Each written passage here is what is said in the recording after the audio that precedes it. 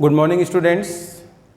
बच्चों, पिछले video lecture में जो आपके बायोटेक्नोलॉजी का पहला चैप्टर है जैव तकनीकी सिद्धांत व प्रक्रम, उसमें बच्चों अपन पुनर्योगज डीएनए तकनीक के साधन या औजार पढ़ रहे थे।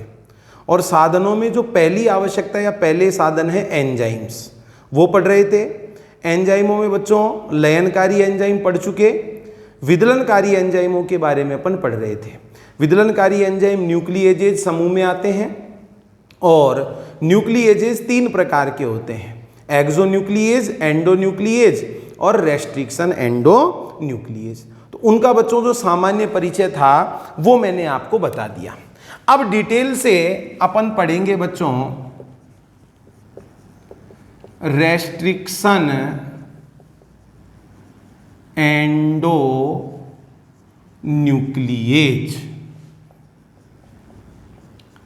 प्रतिबंधन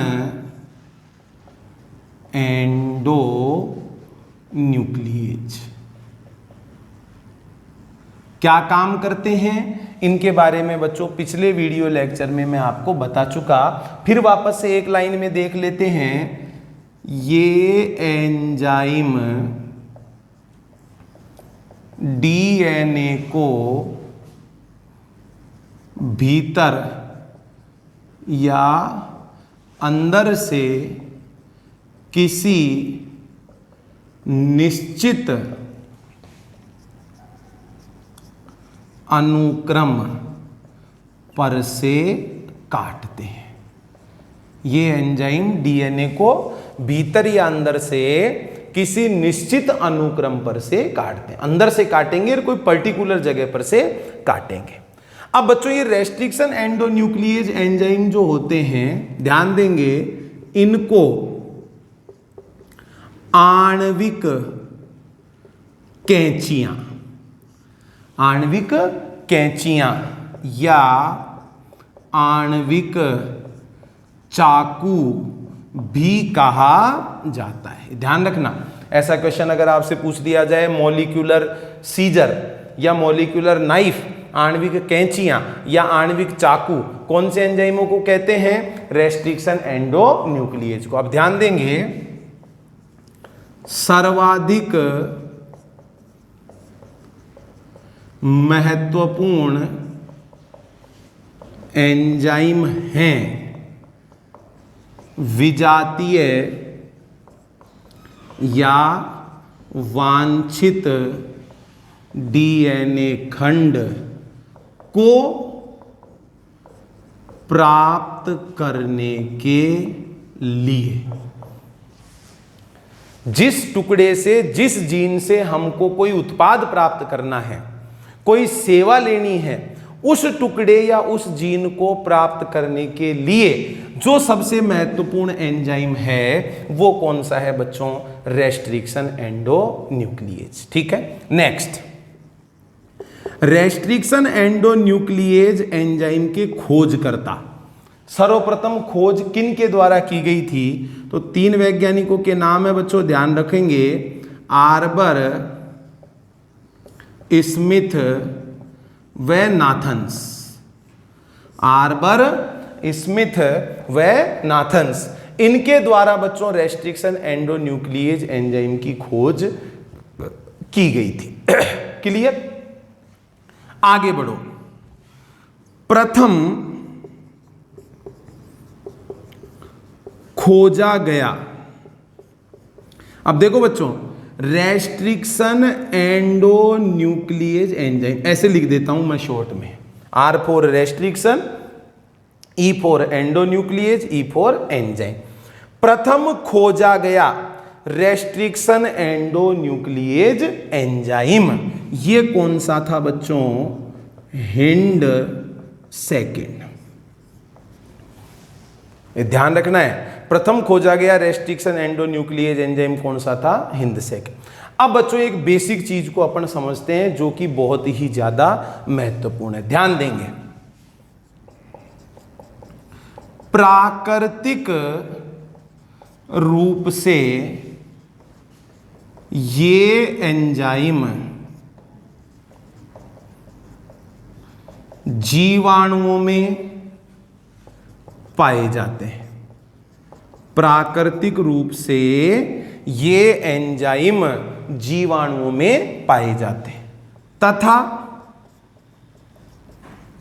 कोशिकीय सुरक्षा का एक तरीका है। प्राकृतिक रूप से ये एंजाइम किन में पाए जाते हैं? जीवाणुओं में। और कोशिकीय सुरक्षा का एक तरीका है। कैसे समझते हैं? अब देखो, कोशिकीय सुरक्षा किससे, इधर ध्यान देंगे। माना ये एक जीवाणुविक कोशिका है, माना ये एक जीवाणुविक कोशिका है। क्लियर? इस कोशिका पर संक्रमण किया किसने? जीवाणु भोजी ने। ये अपन मान लेते हैं क्या है? बैक्टीरियल सेल, जीवाणुविक कोशिका। और ये अपन मान लेते हैं बच्चों बैक्टीरियोफाज, जीवाणु भोजी। क्लियर? अब आप जानते ही हो जीवाणु भोजी क्या होते हैं। ऐसे विषाणु जो जीवाणु कोशिका को संक्रमित करते हैं क्या कहलाएंगे? जीवाणु भोजी। और अपन जानते हैं जीवाणु भोजी जो होते हैं उनमें आनुवांशिक पदार्थ बच्चों क्या होता है? Double stranded DNA. वैसे तो बच्चों विषाणुओं में न्यूक्लिक अम्ल, आरएनए भी हो सकता है, डीएनए भी हो सकता है, एकल रज्जु की भी हो सकता है, द्विरज्जु की भी हो सकता है, लेकिन सामान्यतः जीवाणु भोजियों में जो न्यूक्लिक अम्ल पाया जाएगा वो बच्चों क्या होगा? Double stranded DNA. अब ये जीवाणु भोजी जब संक्रमण करते हैं जीवाणुविक कोशिका में तो बच्चों अपना क्या स्थानांतरित करते हैं? डीएनए जीवाणुविक कोशिका के अंदर ट्रांसफर करते हैं। अब ऐसे मान लो कि ये जो जीवाणु कोशिका है, इस जीवाणु कोशिका में क्या उपस्थित है? Restriction endonuclease enzyme. जैसे ही जीवाणु भोजी का डीएनए आएगा अंदर जीवाणु कोशिका के, और उस डीएनए को कौन कट कर देंगे? रेस्ट्रिक्शन एंडोन्यूक्लिएज एंजाइम उस डीएनए को नष्ट कर देंगे। तो वो जीवाणु की जो कोशिका है वो जीवाणु भोजी के संक्रमण से बच जाएगी। यही तो लिखा है मैंने यहां पर। प्राकृतिक रूप से ये एंजाइम किन में पाए जाते हैं? जीवाणुओं में। और कोशिकीय सुरक्षा का एक तरीका है, मतलब इन एंजाइमों की सहायता से जीवाणु अपने आप को बचा लेता है। किसके संक्रमण से? जीवाणु भोजी के संक्रमण से। क्लियर? अब देखो बच्चों, सबसे पहला खोजा गया जो रेस्ट्रिक्शन एंडोन्यूक्लिएज एंजाइम था वो कौन सा था बच्चों? हिंद सेकंड। अब ध्यान देंगे, अभी नाम मैं आगे तुमको समझा दूंगा। जीवाणु जिससे खोजा गया था उस जीवाणु का नाम था हीमोफिलस इन्फ्लुएंजा। जीवाणु का नाम क्या था? Haemophilus influenza. उस जीवाणु का प्रभेद था आरडी। आप जानते भी हो बच्चों, नाम में जो पहला शब्द होता है हीमोफिलस, ये किसको प्रदर्शित करता है? वंश को। दूसरा शब्द है ये जाति, और आगे जो अक्षर लिखे हुए हैं वो क्या है बच्चों? प्रभेद, जीवाणु का प्रभेद। ठीक है? तो प्रथम खोजा गया जो रेस्ट्रिक्शन एंडोन्यूक्लिएज था हिंद सेकंड, ये बच्चों किससे प्राप्त किया गया था? हीमोफिलस इन्फ्लुएंजा के आरडी प्रभेद से प्राप्त किया गया था। अब आगे महत्वपूर्ण बात क्या है?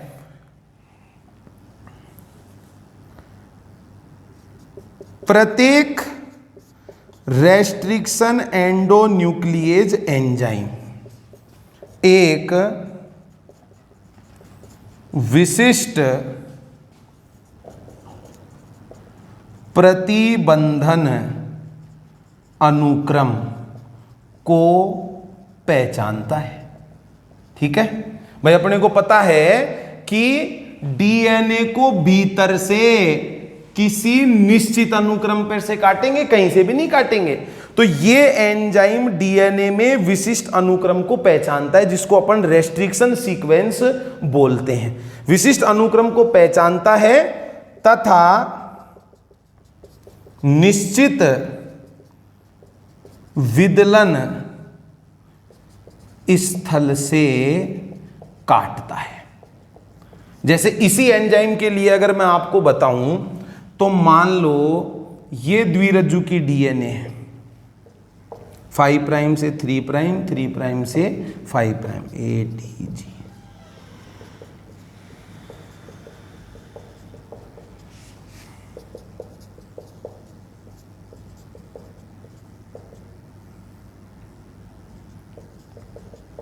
ये मान लो साहब, ये द्विरज्जु की डीएनए है, इसको मान लो ये एंजाइम काट रहा है हिंद सेकंड, क्या कहीं से भी काट देगा? नहीं, एक निश्चित अनुक्रम को पहचानेगा। अब इस एंजाइम के लिए वो निश्चित अनुक्रम क्या होता है? GTC GAC, CAG CTG, ये अनुक्रम होता है। अब ये ढूंढो इसमें कहां है, ये रहा बच्चों, GTC GAC, तो इसको पहचान लेगा ये। अब इसमें से भी ये ग्वानिन और साइटोसिन, यहां से ये ग्वानिन और ये साइटोसिन यहां से ये कट कर देगा। तो ये जरूर आपको पता होना चाहिए कि साहब सबसे पहला खोजा गया था जो हिंद सेकंड था। हिंद सेकंड के लिए रेस्ट्रिक्शन सीक्वेंस क्या होता है? ये GTC GAC, CAG CTG, ये होता है। इसमें भी ये कहां से कट लगाता है? ग्वानिन और साइटोसिन के बीच में से कट लगाता है। क्रियाविधि में अभी आगे आपको विस्तार से और पढ़ा दूंगा, लेकिन आपको इस सबसे पहले खोजे गए के बारे में ये बातें पता होनी चाहिए। क्लियर? ये आपको आइडिया लग गया कि साहब जीवाणुओं में पाए जाएंगे, कोशिकीय सुरक्षा का एक तरीका है, विशिष्ट अनुक्रम को पहचानते हैं और उस विशिष्ट अनुक्रम में से किसी निश्चित जगह पर से ये काटते हैं। क्लियर? और वर्तमान तक अगर देखा जाए, ध्यान दो बच्चों, जीवाणुओं के लगभग 230 प्रभेदों से, अब ये शब्द बार बार आ रहा है स्ट्रेन या प्रभेद। बच्चों स्ट्रेन या प्रभेद से आप सीधा सा मतलब ये लगा लो भिन्न आनुवांशिक रूप। इधर देखो, अभी आप न्यूज़पेपर में न्यूज पर सुन भी रहे होंगे कि जो कोरोना वायरस है उस कोरोना वायरस के अलग अलग स्ट्रेन आ गए। ये शब्द बहुत ज्यादा पॉपुलर है, स्ट्रेन। अब स्ट्रेन या प्रभेद से अपन मतलब क्या लगाएंगे? जिसका आनुवांशिक रूप बदल गया हो। वायरस तो सेम है लेकिन आनुवांशिक रूप से वो क्या हो गया हो? बदल गया हो। तो ध्यान दो, स्ट्रेन या प्रभेद से आपको क्या मतलब लगाना है? आनुवांशिक रूप से भिन्न प्रकार। आनुवांशिक रूप से भिन्न प्रकार को अपन क्या कह सकते हैं? स्ट्रेन। तो अपने एनसीईआरटी में डाटा क्या दिया हुआ है? जीवाणुओं के लगभग 230 प्रभेदों से 900 से भी अधिक प्रकार के, जीवाणुओं के लगभग 230 प्रभेदों से 900 से भी अधिक प्रकार के रेस्ट्रिक्शन एंडोन्यूक्लिएज एंजाइम पहचाने या अलग किए जा चुके हैं। 230 प्रभेदों से 900 से भी ज्यादा के। और अभी जैसे मैंने आपको उदाहरण बताया था ना कि साहब हिंद सेकंड के लिए GTC GAC CAG CTG ये साहब विशिष्ट अनुक्रम है, साइटोसिन और ग्वानिन के बीच में से काटता है। ऐसा अनुक्रम, ये जो बात बता रहे हैं 900 से भी अधिक खोजे जा चुके, सबके लिए ऐसा निश्चित अनुक्रम होता है विशिष्ट, और उस अनुक्रम में से किसी पर्टिकुलर जगह पर से वो काटते हैं। ये बात आपको ध्यान रखनी है। क्लियर? अब देखो एक चीज थोड़ी सी एक्स्ट्रा है जो अपने एनसीईआरटी में दी हुई नहीं है, फिर भी आप समझ लो। देखो बच्चों, रेस्ट्रिक्शन एंडोन्यूक्लिएज एंजाइम के प्रकार। रेस्ट्रिक्शन एंडोन्यूक्लिएज एंजाइम जो हैं ये भी बच्चों 3 प्रकार के होते हैं। टाइप फर्स्ट, टाइप सेकंड और टाइप थर्ड। इनके प्रकार बता रहा हूं ना, को न्यूक्लिएज के। रेस्ट्रिक्शन एंडोन्यूक्लिएज भी 3 प्रकार के होते हैं, टाइप फर्स्ट, टाइप सेकंड और टाइप थर्ड। इनमें आपको ज्यादा दिमाग नहीं लगाना है क्योंकि अपनी बुक में दिए हुए नहीं है, आप तो बस इसको ध्यान रखो। टाइप सेकंड प्रकार के रेस्ट्रिक्शन एंडोन्यूक्लिएज एंजाइम सर्वाधिक काम में लिए जाते हैं। क्यों? ध्यान से समझो। ये टाइप सेकंड प्रकार के जो होते हैं संरचना में सरल, पहली बात तो संरचना में क्या होते हैं? सरल होते हैं, कम ऊर्जा की आवश्यकता होती है। ये काम करे उसके लिए कम ऊर्जा की आवश्यकता होती है, और साथ ही विशिष्ट पहचान अनुक्रम को पहचानते हैं तथा उसी स्थल में से डीएनए को कट करते हैं। खास बात बच्चों क्या हो गई? टाइप सेकंड प्रकार के रेस्ट्रिक्शन एंडोन्यूक्लिएज की, एक तो ये संरचना में सरल होते हैं, इनके काम करने के लिए ऊर्जा की आवश्यकता कम होती है, और साथ साथ विशिष्ट अनुक्रम को पहचानते भी हैं, और उसी अनुक्रम में से ये डीएनए को क्या करते हैं? कट करते हैं। इसलिए बच्चों ये सर्वाधिक उपयोगी हो जाएंगे रिकॉम्बिनेंट डीएनए टेक्नोलॉजी में। क्लियर? अब देखो बच्चों, इनके जो नाम है, अभी जैसे मैं कुछ उदाहरण आपको बताऊं, हिंड सेकंड, इकोआर फर्स्ट, इकोआर सेकंड है, एसएल फर्स्ट, पीयूवी फर्स्ट, ये जो सब उदाहरण मैंने बोर्ड पे लिखे हैं, ये सब बच्चों रेस्ट्रिक्शन एंडोन्यूक्लिएज एंजाइमों के क्या हैं? नाम हैं। तो ये इस प्रकार के नाम दिए कैसे जाते हैं? ये बेटी बात समझ। रेस्ट्रिक्शन एंडोन्यूक्लिएज एंजाइमों के नाम देने का भी एक निश्चित विधि है, एक निश्चित तरीका है, उसी को ध्यान में रखते हुए इनका नामकरण किया जाता है। तो अपनी बुक के अंदर बच्चों एक अलग से बिंदु समझाया हुआ है, रेस्ट्रिक्शन एंडोन्यूक्लिएज एंजाइमों का नामकरण। तो उनका नामकरण कैसे करते हैं इसको अपन थोड़ा सा विस्तार से समझ लेते हैं।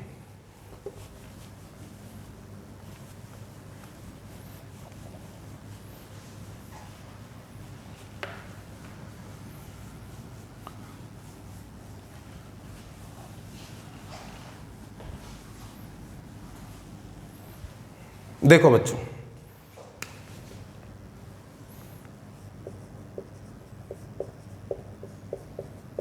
रेस्ट्रिक्शन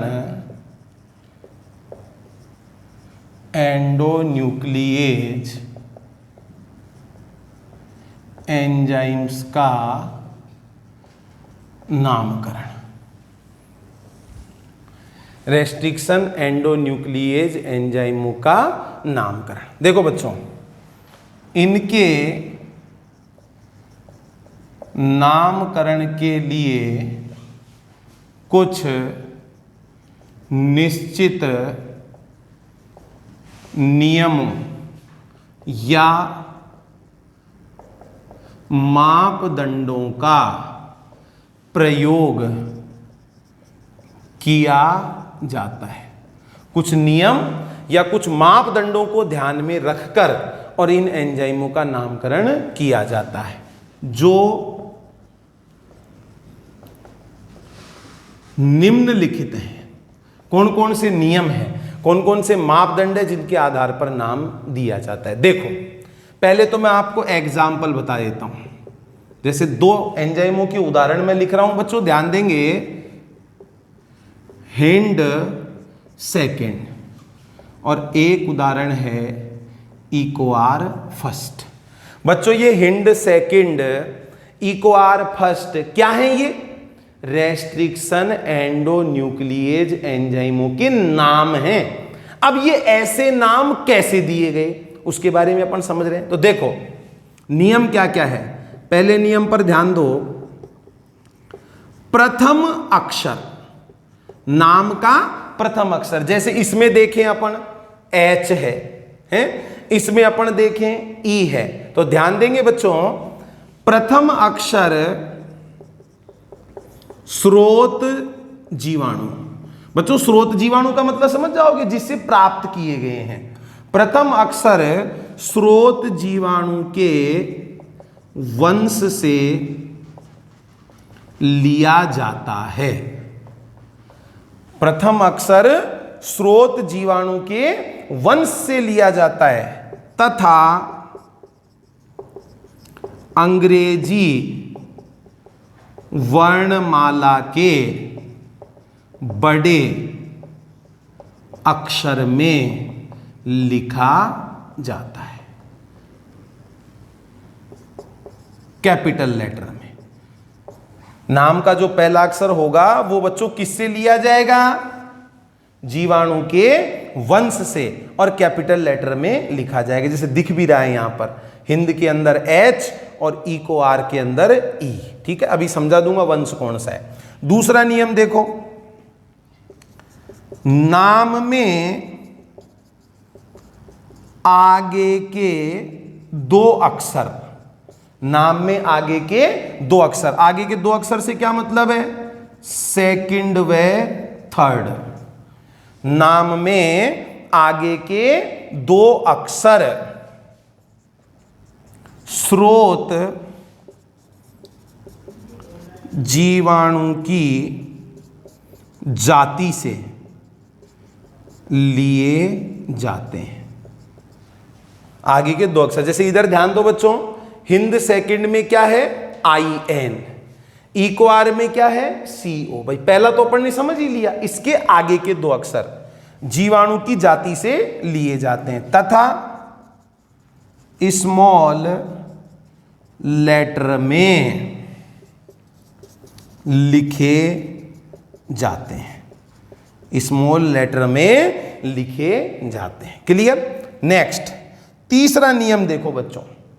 अब देखो ये जो दोनों उदाहरण मैंने बोर्ड पे लिखे हुए हैं, इनमें तो ये आगे चौथा अक्षर भी है, किसी एंजाइम के नाम में नहीं भी हो सकता। जैसे उदाहरण अपन देखें, PUV फर्स्ट, SAL फर्स्ट, इनमें चौथा अक्षर है ही नहीं। तो चौथा अक्षर हो भी सकता है और चौथा अक्षर नहीं भी हो सकता। अगर होगा तो किससे लिया जाएगा, देखो यदि नाम में चतुर्थ अक्षर है, यदि नाम में चतुर्थ अक्षर है तो वह जीवाणु के प्रभेद से लिया जाता है। अगर नाम में चौथा अक्षर है तो वह जीवाणु के प्रभेद से लिया जाता है। कैपिटल या स्मॉल में लिखा जा सकता है, इसके लिए फिक्स नहीं है बच्चों। कैपिटल लेटर में भी हो सकता है, स्मॉल में भी। देखो जैसे उदाहरण में भी आपको दिख रहा होगा, हिंद के अंदर जैसे डी है, स्मॉल में लिखा हुआ है, ई को आर में आर है, कैपिटल में लिखा हुआ है। तो यदि नाम में चतुर्थ अक्षर है तो वह जीवाणु के प्रभेद से लिया जाता है और कैपिटल या स्मॉल में लिखा जा सकता है। के लिए अब देखो और आगे आ जाओ, अंत में बच्चों रोमन संख्या भी दिख रही है, दिख रही है ये सेकंड, फर्स्ट, फर्स्ट, फर्स्ट। ये रोमन संख्या किस चीज को प्रदर्शित करती है, तो ध्यान देंगे बच्चों, अंत में लिखी हुई रोमन संख्या जीवाणु से अलग किए गए एंजाइम के क्रम को दर्शाती है। ध्यान से समझेंगे, अंत में लिखी हुई रोमन संख्या जीवाणु से अलग किए गए एंजाइम के क्रम को दर्शाती है कि साहब इस जीवाणु से इस नंबर का प्राप्त किया गया है। अब इसमें कंफ्यूज नहीं होना है। क्या कंफ्यूजन है? इधर देखो बच्चों, कंफ्यूजन क्या है? प्रथम खोजा गया रेस्ट्रिक्शन एंडोन्यूक्लिएज कौन सा बताया मैंने आपको? हिंद सेकंड। प्रथम खोजा गया और लिखा हुआ क्या है यहां पर? हिंद सेकंड। तो आप कहोगे सर यहां तो रोमन संख्या में 2 लिखा हुआ है और आप कह रहे हो ये प्रथम खोजा गया है। मतलब क्या है इसका? ये जिस जीवाणु से खोजा गया था उससे जो पहला एंजाइम प्राप्त किया गया था ना, वो बच्चों रेस्ट्रिक्शन एंडोन्यूक्लिएज नहीं था। मतलब जीवाणु से तो प्राप्त किया गया पहला, लेकिन वो रेस्ट्रिक्शन एंडोन्यूक्लिएज नहीं था। नहीं बेटी बात समझ में? जीवाणु से प्राप्त किया गया दूसरा, जिसने कैसे काम किया? रेस्ट्रिक्शन एंडोन्यूक्लिएज की जैसे काम किया। तो बिल्कुल भी आपको कंफ्यूज नहीं होना है। अगर एग्जाम में प्रश्न पूछ लिया जाए कि साहब प्रथम खोजा गया रेस्ट्रिक्शन एंडोन्यूक्लिएज कौन सा था, तो आप हिंद फर्स्ट लिख के मत आ जाना। प्रथम खोजा गया कौन सा था? हिंद सेकंड ही था। तो अंत में लिखी हुई रोमन संख्या जीवाणु से अलग करने के क्रम को प्रदर्शित करती है कि साहब इस जीवाणु से पहला प्राप्त किया गया, इस जीवाणु से दूसरा प्राप्त किया गया, इस जीवाणु से तीसरा प्राप्त किया गया। अब इन दोनों नामों से संबंधित मैं आपको बता देता हूं। देखो इधर ध्यान दो, इधर ध्यान देंगे बच्चों। जीवाणु का नाम क्या था?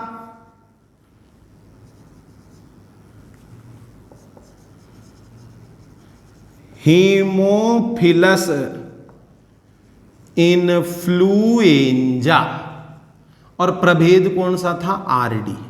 Haemophilus influenza RD. अब आपको पता होना चाहिए यहां पर हीमोफिलस तो बच्चों जीवाणु का क्या है?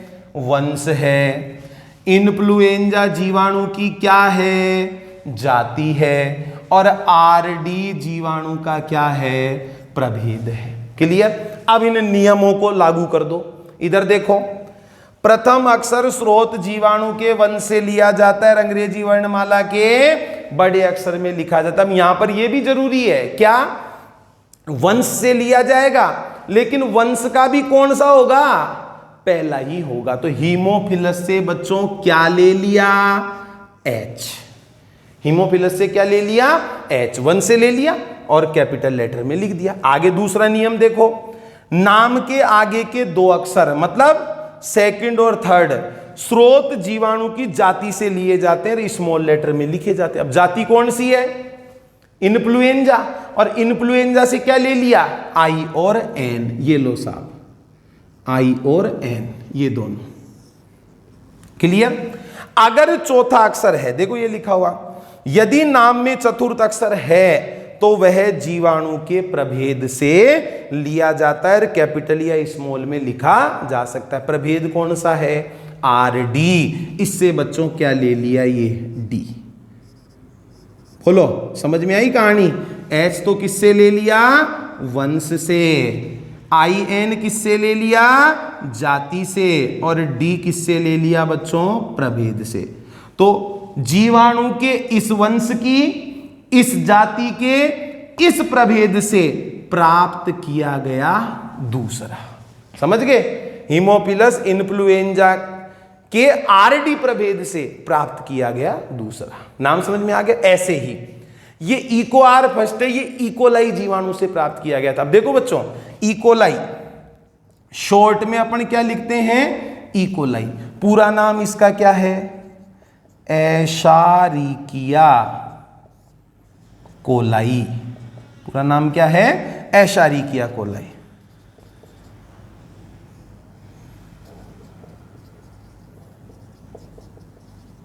कोलाई। और प्रभेद कौन सा था? RY13। अब इधर ध्यान दो, ये महत्वपूर्ण है बच्चों। एस्चीरिचिया, ये तो क्या हो गया? वंश, ठीक है। कोलाई, कोलाई क्या है बच्चों? जाति। और RY13, RY13 क्या है? प्रभेद है। समझ में आ गई बात? अब देखो, एस्चीरिचिया वंश, इससे क्या ले लिया? पहला अक्षर ई, कैपिटल में लिख दिया। कोलाई, COLI, कोलाई, कोलाई जाति, इससे 2 अक्षर ले लिए, स्मॉल में लिख दिए CO। और RY13 ये क्या है बच्चों? प्रभेद, इससे क्या ले लिया? ये R, इको R। तो एशारिकिया कोलाई का कौन सा प्रभेद? RY13 से प्राप्त किया गया पहला।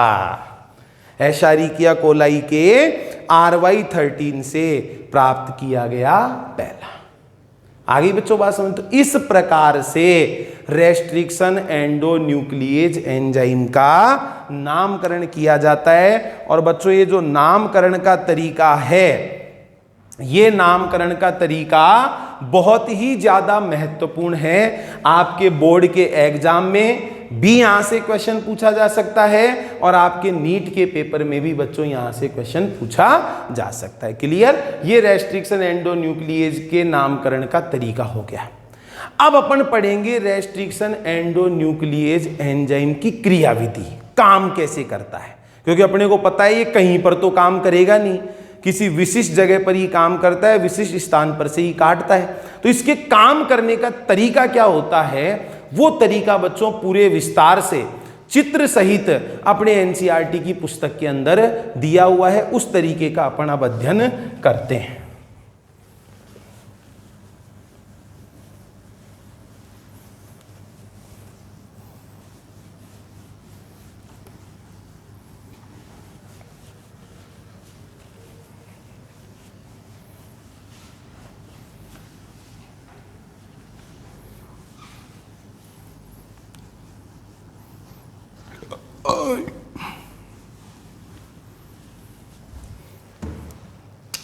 देखो बच्चों,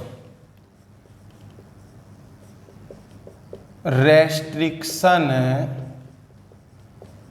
एंडोन्यूक्लिएज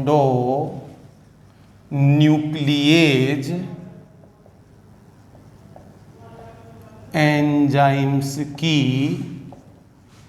क्रियाविधि। रेस्ट्रिक्शन एंडोन्यूक्लिएज एंजाइम्स की क्रियाविधि, ये काम कैसे करते हैं। देखो बच्चों, जैसे मैं आपको उदाहरण बता रहा हूं किसका, इधर ध्यान देंगे जो अपनी बुक में दिया हुआ है इकोआर फर्स्ट। अपनी बुक में जो एग्जाम्पल दिया हुआ है वो क्या दिया हुआ है बच्चों? इकोआर फर्स्ट। क्या ये इकोआर फर्स्ट डीएनए को कहीं से भी काट देगा? नहीं, एक विशिष्ट अनुक्रम से काटेगा। तो देखो इकोआर फर्स्ट के लिए विशिष्ट पहचान अनुक्रम, इकोआर फर्स्ट के लिए जो विशिष्ट पहचान अनुक्रम है वो क्या है? GAATTC CTTAG।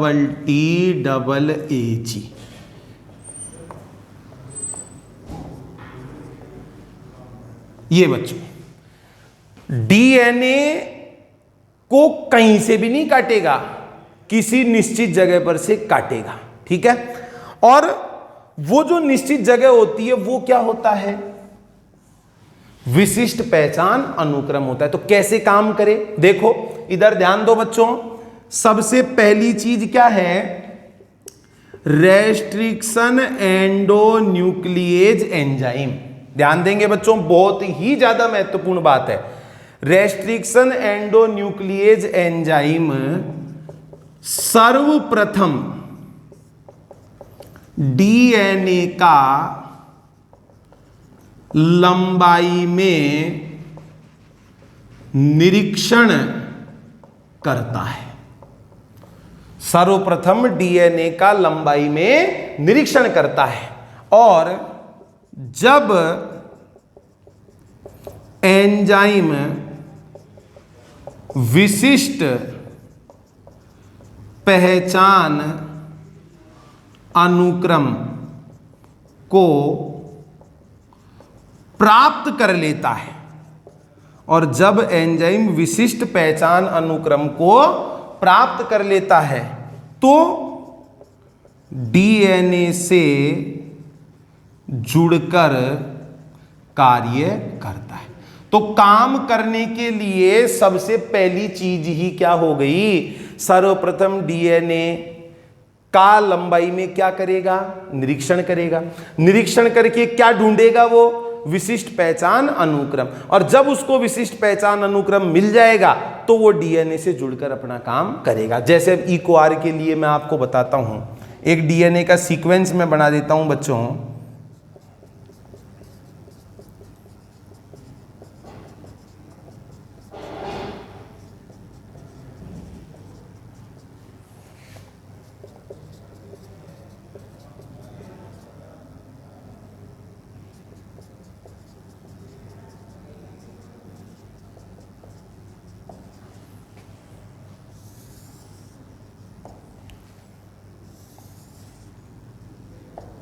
ये मान लेते हैं साहब कोई द्विरज्जु की डीएनए है जिसको काटना है।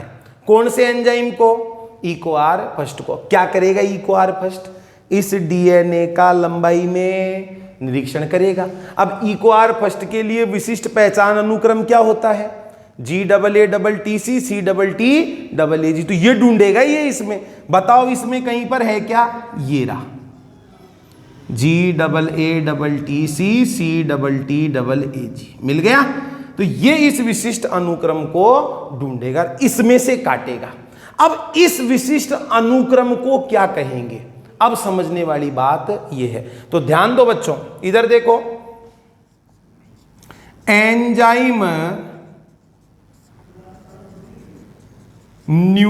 न्यूक्लियोटाइडों के जिस विशिष्ट अनुक्रम को पहचानता है उसे पैलिंड्रोमिक न्यूक्लियोटाइड अनुक्रम कहते हैं। देखो बच्चों, अपने को ये बात तो पता ही है साहब, ये डीएनए। इधर ध्यान दो, ए मतलब एडिनिन, एडिनिन नाइट्रोजनी क्षार। अब क्या ये क्षार अकेला थोड़ी होगा, इसके साथ पेंटोज शर्करा भी है और फॉस्फेट समूह भी। तो ऐसे मान लो ये एक न्यूक्लियोटाइड है, ये दूसरा न्यूक्लियोटाइड है, ये तीसरा न्यूक्लियोटाइड। तो न्यूक्लियोटाइडों की क्या हो गई, श्रृंखला हो गई। बस वो न्यूक्लियोटाइडों की श्रृंखला ही डीएनए या आरएनए बनाती। तो जिस विशिष्ट पहचान अनुक्रम को इसने पहचाना है वो बच्चों क्या होता है, पैलिंड्रोमिक न्यूक्लियोटाइड अनुक्रम होता है। अब अपने सामने मुद्दा ये है कि ये क्या होता है, पैलिंड्रोमिक न्यूक्लियोटाइड अनुक्रम क्या होता है। अब देखो बच्चों, दो शब्द हैं, इन दोनों पर आप अच्छी तरह से ध्यान देंगे। एक तो है बच्चों पैलिंड्रोम, शब्द क्या है, पैलिंड्रोम। अब आपसे पूछा जाए कि साहब पैलिंड्रोम का मतलब क्या होता है, पैलिंड्रोम क्या होता है, तो ध्यान देंगे, ये वर्णों या अक्षरों का ऐसा समूह होता है जिसे दाएं अथवा बाएं से पढ़ने पर एक जैसा ही पढ़ा जाता है। पैलिंड्रोम का मतलब क्या है बच्चों, वर्णों या अक्षरों का ऐसा समूह होता है जिसे दाएं अथवा बाएं से पढ़ने पर एक जैसा ही पढ़ा जाता है। जैसे उदाहरण अभी मैं आपको बताऊं, एग्जाम्पल मलयालम, YALAM। अब इसको देखो, बाएं से दाएं पढ़ो, MALAYALAM मलयालम। इसी को आप दाएं से बाएं पढ़ो तो भी मलयालम ही पढ़ा जाएगा। और देख लो एग्जाम्पल मैडम, MADAM, इसको पढ़ो आप बाएं से दाएं, MADAM, यही पढ़ा जा रहा है। इसको चाहे आप दाएं से बाएं पढ़ लो, यही पढ़ा जाएगा ना। ऐसे जो शब्द होते हैं, ऐसे जो वर्णों के समूह होते हैं, उनको बच्चों क्या कहा जाता है? पैलिंड्रोम। क्लियर है पैलिंड्रोम का मतलब? अब देखो, पैलिंड्रोम इन डीएनए, डीएनए में पैलिंड्रोम ये थोड़ा सा अलग होता है। डीएनए में पैलिंड्रोम ये क्या होता है बच्चों, इस पर ध्यान दो। इधर देखो, डीएनए में न्यूक्लियोटाइडों का वह विशिष्ट अनुक्रम जो पढ़ने के अभिविन्यास को समान रखने पर, बच्चों ये बहुत काम की बात है, ध्यान देंगे। डीएनए में न्यूक्लियोटाइडों का वह विशिष्ट अनुक्रम, अनुक्रम तो न्यूक्लियोटाइडों का ही है, जो पढ़ने के अभिविन्यास को समान रखने पर दोनों रज्जुओं में एक जैसा ही पढ़ा जाता है। जो दोनों रज्जुओं में एक जैसा ही पढ़ा जाता। अब पढ़ने के अभिविन्यास से क्या मतलब है? देखो, एक रज्जू को माना 5 प्राइम से 3 प्राइम दिशा में पढ़ रहे हैं तो दूसरे को भी 5 प्राइम से 3 प्राइम दिशा में ही पढ़ो। यदि एक को 5 प्राइम से 3 प्राइम दिशा में पढ़ रहे हो ना, तो दूसरे को भी किधर से किधर पढ़ो, 5 से 3 पढ़ो, तो एक जैसा पढ़ा जाएगा। यह बात 3 से 5 की ओर पढ़े दोनों को तो भी लागू होती है। अगर दोनों रज्जुओं को 3 से 5 की ओर पढ़ेंगे ना, तो भी बच्चों ये बात लागू हो जाएगी। कैसे? अब देखो, इसी पर ध्यान दो। डीएनए में पैलिंड्रोम आप इससे बिल्कुल आराम से समझ सकते हो। इधर देखो बच्चों, ये एक रज्जू है, ये दूसरा रज्जू है। परिभाषा में क्या बताया गया? पढ़ने के अभिविन्यास को क्या रखना है? समान रखना है। जैसे इस रज्जू को हम किधर से किधर पढ़ रहे हैं? 5 से 3। क्या पढ़ा जा रहा है? GAATTC। बोलो बच्चों, यही पढ़ा जा रहा है ना, GAATTC। तो दूसरे रज्जू को भी किधर से किधर पढ़ो? 5 से 3 की ओर ही पढ़ो। इसको पढ़ के देख लो, 5 से 3 की ओर। ये भी GAATTC ही पढ़ा जाएगा, GAATTC। अब यहां पर यह मतलब नहीं लगाना है। इधर ध्यान दो बच्चों, पैलिंड्रोम में क्या था? बाएं से दाएं या दाएं से बाएं। अब इसको देखो, GAATTC, तो इसको अपने को दाएं से बाएं नहीं पढ़ना है, CTTAAG ऐसे नहीं पढ़ना है। एक को 5 से 3 पढ़ रहे हो ना, तो दूसरे को भी किधर से किधर पढ़ो? 5 से 3 की ओर। क्या ये बात 3 से 5 की ओर पढ़ेंगे तो भी सही बैठेगी क्या? देखो, इस एक रज्जू को 3 से 5 की ओर पढ़ो, CTTAAG, CTTAAG, तो दूसरे को भी 5 से 3 पढ़ो, CTTAAG। बताओ, एक जैसा पढ़ा जा रहा है?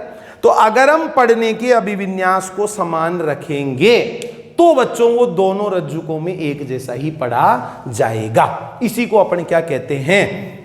Palindrome in DNA. तो बच्चों, रेस्ट्रिक्शन एंडोन्यूक्लिएज एंजाइम क्या ढूंढता है? डीएनए में पैलिंड्रोम ढूंढता है। क्लियर? अब मान लो ढूंढ लिया। अब देखो, इस इकोआर की कहानी बता देता हूं मैं आपको।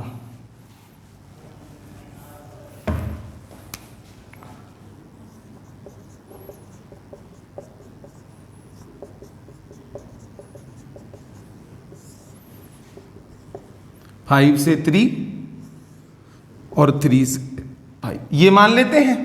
ये साहब इतना बड़ा डीएनए है, ये पैलिंड्रोमिक अनुक्रम ढूंढ लिया। अब देखो, अब काम कैसे करेगा, बहुत ही महत्वपूर्ण बात है, ध्यान देंगे बच्चों। अब एंजाइम कैसे काम करेगा देखो, पैलिंड्रोमिक अनुक्रम के केंद्र से थोड़ी दूरी पर से, ध्यान से समझेंगे, पैलिंड्रोमिक अनुक्रम के केंद्र से, ये पैलिंड्रोमिक अनुक्रम है, ये मान लें इसका सेंटर, भाई GAATTC CTTAAG, तो ये इसका सेंटर हो जाएगा ना। तो यहां क्या लिख रहा हूं मैं, पैलिंड्रोमिक अनुक्रम के केंद्र से थोड़ी दूर से, लेकिन दोनों रज्जुकों में समान क्षारों के बीच से काटता है। दोनों रज्जुकों में समान क्षारों के बीच से काट, अब उस बात को अब मैं इस पे अप्लाई कर रहा हूं। ये लो साहब, ये हो गया बच्चों इसका सेंटर, इधर ध्यान देंगे, ये हो गया इसका सेंटर, सेंटर से थोड़ा दूर, सेंटर से थोड़ा दूर, लेकिन दोनों रज्जुकों में समान क्षारों के बीच से। देखो इस रज्जु को काटेगा ये ग्वानिन और एडिनिन के बीच में से, यहां से। बताओ ये स्थान सेंटर से दूर है कि नहीं है? तो दूसरे रज्जु को भी काटेगा तो सेंटर से दूर, लेकिन वही समान क्षार के बीच में से। इसको भी कहां से काटेगा, ये ग्वानिन और एडिनिन के बीच में से ही काटेगा। देखो वो बात अप्लाई हो रही है, पैलिंड्रोमिक अनुक्रम के केंद्र से थोड़ा दूर। बताओ ये काटने वाली जगह केंद्र से दूर है कि नहीं है? है, लेकिन दोनों रज्जुओं में समान क्षारों के बीच से, दोनों रज्जुओं में समान क्षारों के बीच। तो ये कट बच्चों ऐसे कट लग जाएगा ना, ये भाई इसको यहां से काटा और इसको यहां से काटा, ये हिस्सा अलग, ये हिस्सा अलग। तो देखो कैसा टुकड़ा बनेगा, इधर देखो,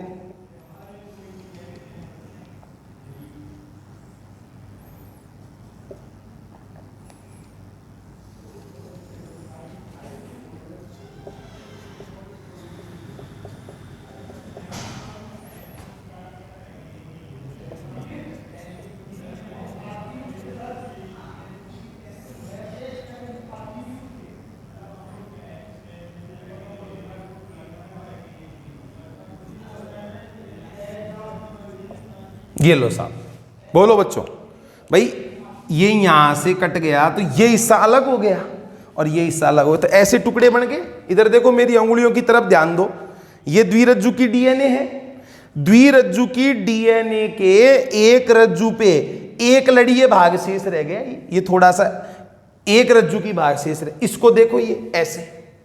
इधर ध्यान दो बच्चों, ये जो डीएनए के दोनों टुकड़े बने, तो डीएनए के टुकड़ों के किनारों पर एक लड़ीय भाग शेष रह जाता है, ये इतना हिस्सा एक लड़ी वाला शेष रह जाता है। ऐसे जो टुकड़े बनते हैं जिनके किनारों पर एक लड़ीय भाग शेष रह जाता है, इनको बोलते हैं बच्चों आसंजी सिरे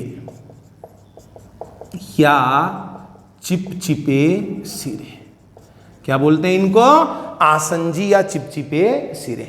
तो हमको अगर विजातीय डीएनए प्राप्त करना है तो उस विजातीय डीएनए को जिस एंजाइम से काटेंगे बच्चों, वाहक डीएनए को भी उसी एंजाइम से काटना पड़ेगा। क्यों?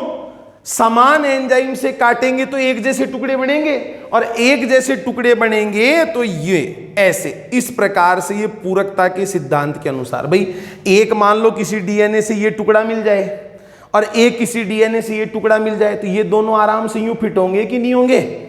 तो हमको पुनर्योगज डीएनए अगर बनाना है तो बनाने के लिए पहली चीज जरूरी क्या है? जो विजातीय डीएनए है और वाहक डीएनए दोनों को एक ही रेस्ट्रिक्शन एंडोन्यूक्लियस से काटो। ऐसा करने से क्या होगा? दोनों के ही किनारे एक जैसे बनेंगे तो वो आराम से जुड़ जाएंगे। तो यहां पर बच्चों कंप्लीट होती है रेस्ट्रिक्शन एंडोन्यूक्लिएज एंजाइमों की क्रियाविधि, वो काम कैसे करते हैं। अब बाकी के एंजाइम और आगे का जो पोर्शन है वो बच्चों अपन नेक्स्ट वीडियो लेक्चर में पढ़ेंगे। धन्यवाद।